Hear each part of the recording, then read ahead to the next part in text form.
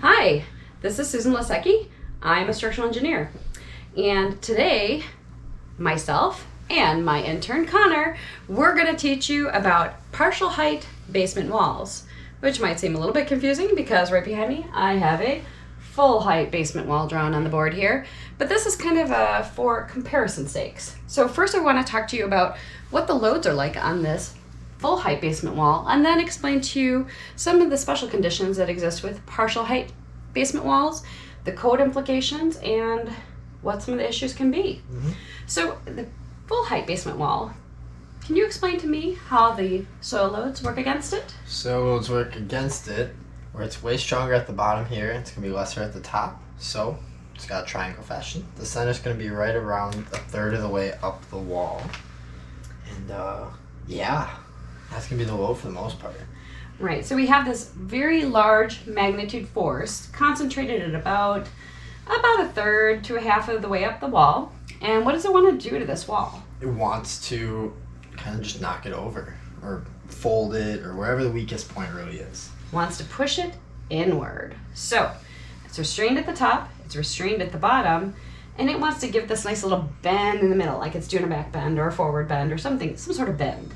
So, okay, but the restraint at the top and the bottom, and then sometimes, depending on the height and the thickness of the wall, you might have reinforcement in here, because the reinforcement is what gives it the ability to resist the tensile forces.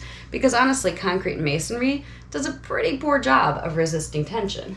But steel rebar, when it's embedded in the wall using some sort of grout, does a great job. It's kind of how a concrete beam works.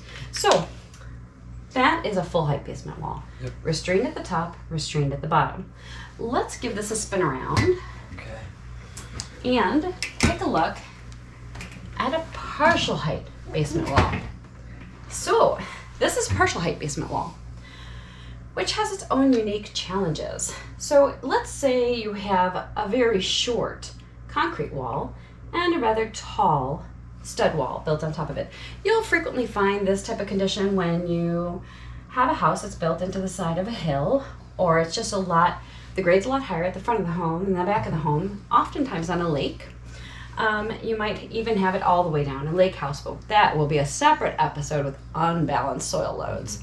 That's a whole different animal. So, but this one, let's talk about the forces here.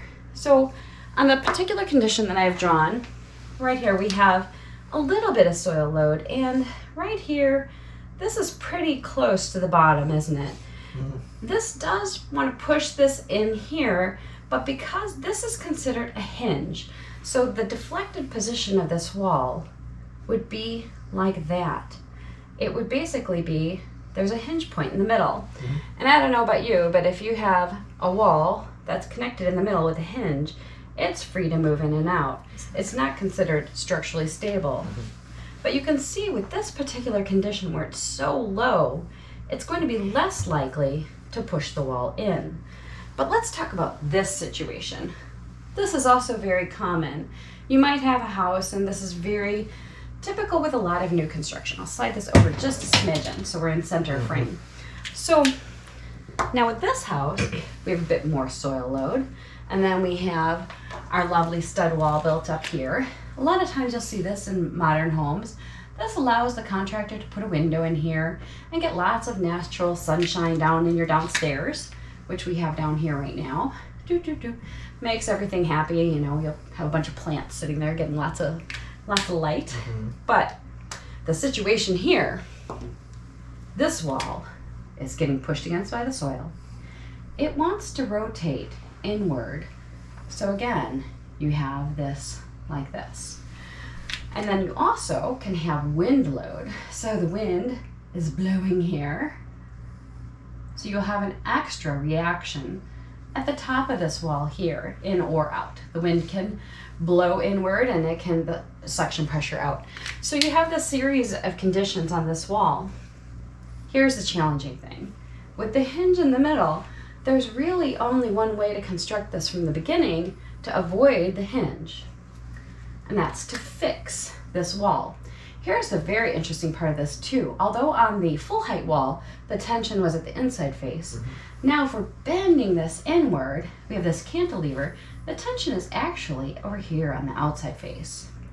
If we were to construct this correctly from the beginning, this would be built as a retaining wall. So now this is fixed, and then this point is a fixed point, and you have your hinges between here and here. The wall is considered structurally stable. So that is a good place to start. Now, okay, let's say I'm house hunting. I'm out in the world, I'm looking for a place to live, I want to buy a house, and I see this basement, and I love it, but this wall is leaning in just like a little bit, and I go, oh no, it has a structural problem, I can't buy the house. Yes, you can buy the house, and you can fix the problem. There's a couple ways of fixing the problem. And now these designs need to be engineered by a licensed structural engineer. So what you can do is install full height members here at the inside of your wall that essentially act as braces. Now they would be shims, meaning kind of a space filler, between the wall and the post. And this could be either a wall, and you can header around window openings and such.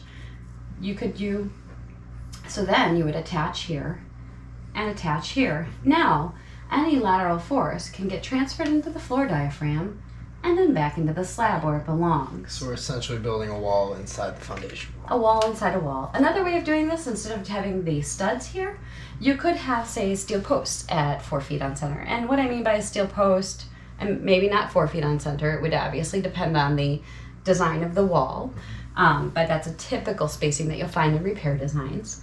So you might have the steel post there at a certain spacing, and then they're less frequent versus like a wood stud. So thinking about these from a code standpoint as well, building codes, do you think they address this situation, this initial condition? Not much. They don't. So the IRC is the International Residential Building Code, and that's used in 49 states. And the UDC is used in Wisconsin, where we are. And that is also, they don't really address this condition by saying this is a prescriptive design method. Essentially, what they say is if you have this condition, you need an engineer to design it so it works properly. And they're specific in wording that in the IRC it'll say, if this wall is greater than 24 inches tall and has a lateral load at the top of it, then you need an engineer to design it. It also refers to a document that is produced by the PCA that also doesn't provide any guidance on the specifics on how to engineer this. And the UDC says that all basement walls need to be restrained at the top and the bottom. And if they're not, please find an engineer. So basically what it tells you is that this is a fine condition as long as it's designed properly. But if it's not designed properly, don't be surprised if you find a little bit of a tilt here. And long term, that could lead to water infiltration or just poor performance of the wall. So I hope you learned something about partial height basement walls today. Thanks for watching.